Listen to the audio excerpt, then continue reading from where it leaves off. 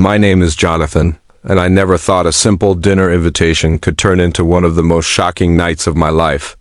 For weeks, my daughter Lily had been hinting that her husband Mark wanted me over for dinner. I had been hesitant. The truth is, Mark and I had never really gotten along. From the day he married Lily, there had been tension, passive-aggressive comments, and subtle power plays.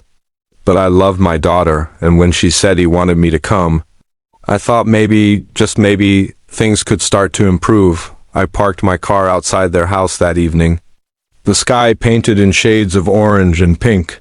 I could hear laughter and the faint clinking of dishes inside, giving me hope that maybe the night would go smoothly. I walked up the driveway, trying to shake the uneasy feeling in my stomach. Before I could reach the door, a young woman appeared from the side entrance. She was clearly a maid, dressed neatly in a uniform, carrying a tray of freshly polished silverware. She froze when she saw me. "Don't come closer," she hissed, her eyes wide with urgency. I stopped in my tracks, startled. "Excuse me?" I asked, taken aback. The maid leaned closer, lowering her voice. You shouldn't be here. He doesn't want you inside. Please, go back." I blinked, trying to process what she just said. Mark? But Lily told me he invited me. Her gaze darted toward the house. He said yes, but only because Lily pushed him. The truth is, he has plans, and you walking in could ruin everything. "Please, sir." "Just leave." A chill ran down my spine. Something wasn't right. I had always known Mark could be manipulative, but this felt deliberate. I could feel the tension building as I weighed my options. Should I turn around and leave? Or should I go inside for Lily's sake? "I can't just leave," I said firmly. "Lily wanted me here. If this is about her, I have to go in."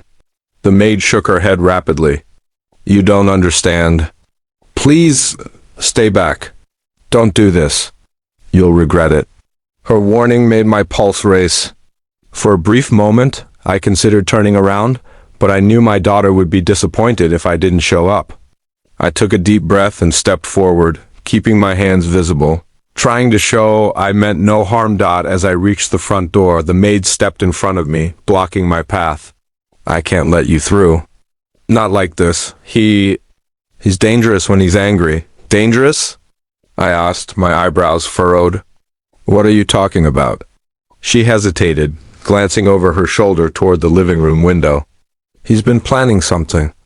I don't know all the details, but you shouldn't go in without caution. Please, for your safety." My heart pounded. I had never felt fear like this before in a family setting. I looked at her, her face pale but determined, and realized she wasn't joking. She was genuinely afraid. I stepped back, trying to stay calm. "Okay, I hear you. But I can't ignore my daughter's invitation. There has to be a way to do this safely." The maid nodded, relief flickering across her face. "All right.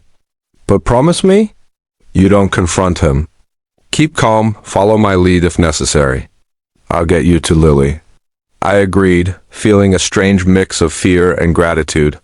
With her guidance, I entered the house cautiously, each step heavy with anticipation. The scent of cooked food filled the air, mixed with a tension that made my stomach churn.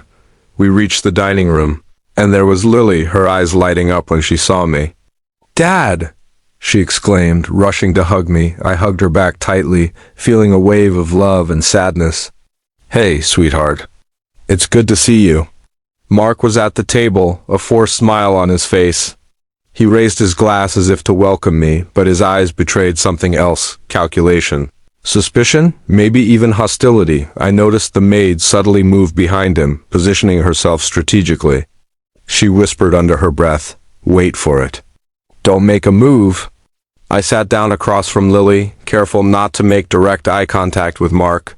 The dinner started normally enough. Small talk and polite exchanges, but the atmosphere was charged. I could sense the tension in the room, every word measured, every gesture calculated. Then came the moment that made my heart stop.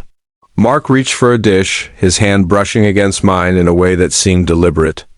I looked at him and he smiled, but it was the kind of smile that didn't reach his eyes. Something in his demeanor told me he was testing me, Trying to provoke a reaction, I remembered the maid's warning, calm, don't confront. I forced a neutral expression and let him take the dish. Lily noticed my restraint and gave me a subtle nod of encouragement. She understood the stakes. As dinner progressed, Mark started to make passive-aggressive remarks, disguised as jokes. I hope Dad's not expecting anything too fancy, he said, chuckling. You know, just simple food for a simple man? I felt the sting of insult, but I held my tongue, remembering the maid's advice. I smiled politely. Everything looks wonderful, Mark. Thank you for having me. He raised an eyebrow, clearly not used to being treated with calm defiance. The tension in the room thickened, and I could sense that my composure was unnerving him. Halfway through the meal, the maid whispered to me, "Now." Confused, I looked at her. She nodded toward the side door that led to the kitchen. "There's something you need to see. Trust me." I excused myself from the table under the pretense of helping Lily with something in the kitchen. The maid guided me through a narrow hallway and stopped in front of a small storage room. She opened the door slightly, revealing a stack of documents, receipts, and what looked like threatening letters addressed to me. "You've been right to be cautious," she said softly. "Mark has been planning this for months, trying to intimidate you, control Lily's inheritance even. Worse, he's not the man he pretends to be." I felt a surge of anger and disbelief. My daughter's husband, the man I had hoped to build a truce with, was plotting against me behind my back. The warnings, the tension, the calculated actions all made sense now. I turned to the maid, my voice low. "We need to stop him, tonight." She nodded. "We will, but carefully. You can't confront him directly in front of Lily. He's dangerous when cornered. I'll help you expose him without causing a scene." We returned to the dining room, and I followed her plan.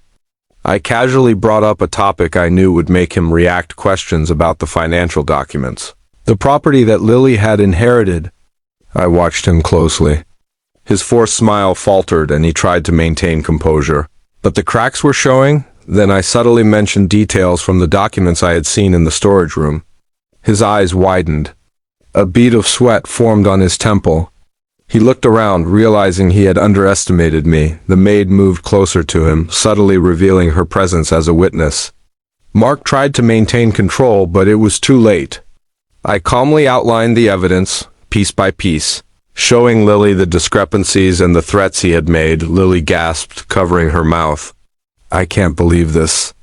"Dad, you were right," Mark stammered, trying to defend himself, but the weight of proof was undeniable. His attempts to intimidate me had backfired completely. The calm, calculated strategy I had followed with the maid's help had turned the table. By the end of the night, Mark had no choice but to admit his schemes. The maid had carefully documented everything, and we had all the evidence needed to protect Lily and her interests. It was a shocking revelation, but it was also a relief. Finally, the truth was out, and I could protect my daughter from further manipulation. As I left that night, Lily hugged me tightly. "Thank you, Dad. I don't know what I would have done without you." I smiled, feeling a mixture of pride and exhaustion. "That's what family is for, sweetheart. We look out for each other no matter what." The maid waved from the doorway, her warning still fresh in my mind. "Be careful next time," she said with a small smile. "Not everyone is who they seem to be?"